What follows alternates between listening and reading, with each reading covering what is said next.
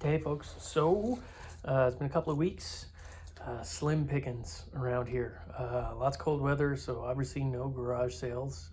Family went through 3 weeks of what could best be described as COVID hell. That was not fun. We're all better now, and it's the end of February, heading into March, hoping for some warmer weather, maybe a few more sales, but the COVID restrictions on indoor gatherings have been raised, so there's a lot more shows coming up, which is great because usually I can get a lot of decent things at some of the collectible shows. But I actually found a few things today out thrifting that actually have age. I am having such a hard time. I used to find stuff all the time at thrift stores that were had a little bit of age, and they've had nothing recently, but today was different. I hit two. I hit the Value Village and I hit a Salvation Army, and surprisingly got a few things with age. Not huge money, but enough to make it kind of fun. So we'll go through it here. I think what happened this week was, we'll pull some of these things out here. Somebody had were big Pittsburgh Steelers fans, and they dropped off their collections at two thrift stores, because I found these groups in one. This one here came from the Value Village, and this one here came from the Salvation Army. Now, the Value Village, not terribly old, but they're all Steelers programs. Game day, not a great deal of value. They're all from sort of the 80s. That's kind of a neat one because it's the Houston Oilers team doesn't exist anymore. You could probably lot these up and sell them to a Steelers fan. You're not making a ton of money. You're making a little bit, but I can't leave programs behind. And they were, I think, $1 a piece, maybe $1. I think it's $1.29. I don't know, for magazines now, which is crazy because I remember when I started, mind you, that's 30 years ago, started thrifting, they were $0.10 a piece.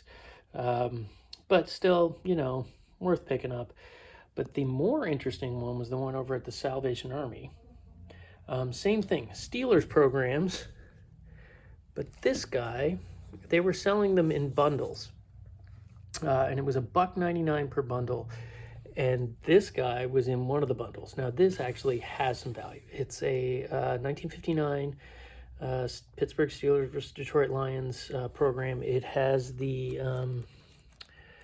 scorecard still on the inside of it, which is often missing in programs. Comps on that are $40-$50 on that one alone. So that one I'm probably going to end up throwing up on eBay. But even the other ones were kind of interesting. That's their Hall of Fame one from '71. And the other bundle had this in it, which was a 1980 Football Digest, which got Terry Bradshaw on the covers there, thingy, and a Super Bowl program. I think it's the 32nd Super Bowl. I can't remember who was in that. It was in the 90s, but I can't remember who faced who in that one. But I'm gonna probably say that by the all the other Steelers stuff, that one of the teams was probably Pittsburgh. So that was a nice pickup. You don't find older especially nothing from the 50s like that. So what else do we get? This guy is an early, and by early I'm thinking probably late 70s. Timbit.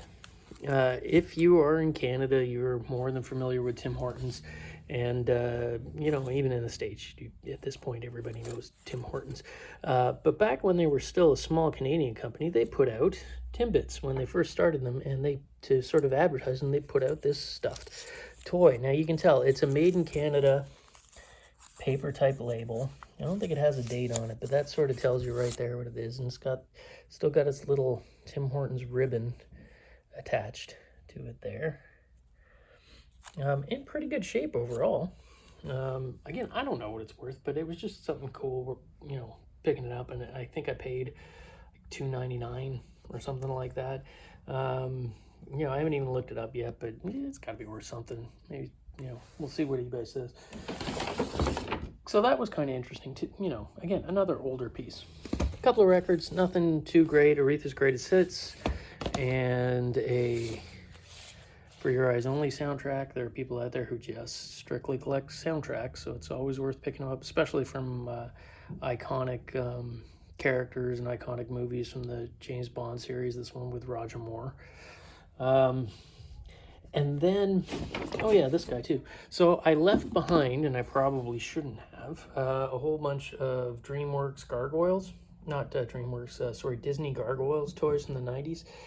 Unfortunately, a lot of them were missing parts, and so I just didn't bother. But I did pick this guy up out of there. These are, what are they? Oh man, it's a line from the 90s again. Street Sharks, I think. They are worth picking up. Some of them can get really, really valuable. Now, I'm not an expert on these things. Most 90s toys were beyond me, but beyond my time of playing with toys. I'm an 80s kid, so and 70s. But these were pretty cool. I actually do remember seeing the ads for these. Again, if you see any of these guys, pick them up because it is worth it. Especially this one was like a couple of bucks again. And I should be able to get 40 bucks for it, maybe a little bit more. And there are different variants or different color pants. Apparently, these are the tan pants, but they came in like a dark blue pant as well. And some of these guys, the really rare ones, can fetch a couple of $100 a piece. So again, if you're at a garage sale and you see them, don't sleep on them. Pick those up. And then the last thing, which is something I almost left behind because I thought it was some sort of modernist reproduction. We'll put it over here. Is this. It is a, it's all metal, and it is a bottle opener. There you go on the bottom. And it's hard to make out, but it says Scott Products Inc. And I couldn't make out the date, and it was only until I got home that I realized it said 68. Scott produced a whole bunch of these cast metal bottle openers. They had dogs and birds and all kinds of stuff. Apparently they did these hockey skates. And I've seen a Blackhawks one, which is currently listed for 150 US on eBay. There is just one that doesn't have any symbols on it at all, and it's listed at 100. And then there is this exact one from the Rangers in a little rougher shape than mine, because mine looks brand new, which is why I didn't think it was old, honestly, when I first found it. The only giveaway for me was the way the NHL symbol is. It's the older one, so I knew it had some age, but I didn't think that old. And it's in an auction that's got, I think, 4 or 5 days left on it, and it's already up to $51 US. So who knows? But either way, it was $2.99. So yeah, there wasn't that much out there today, but what I did pick up, I got quite a few quality pieces. And these are smalls, and that's mostly all I'm getting from thrift stores these days. But they're good smalls, easily shipped, something I'll throw up on the eBay page. It's just a nice little come up. So there you go. It's still worth going out, still worth finding the occasional thing. It is getting harder and harder to find stuff, but it's still out there. So I hope you all are feeling healthy, because I finally feel like 100% again, and it's as I say, it was weeks with that COVID mess. So yeah, if you guys want to do the like and subscribe thing, and if you have any comments, or even if you have any of this stuff yourself or had any luck finding any finds you got, just put them in the comments there. I'd love to hear if other people are having any kind of luck at all too lately. So yeah, I hope you all are able to find some treasures this week, and I hope you guys are all safe and happy. All right, see you later. Bye.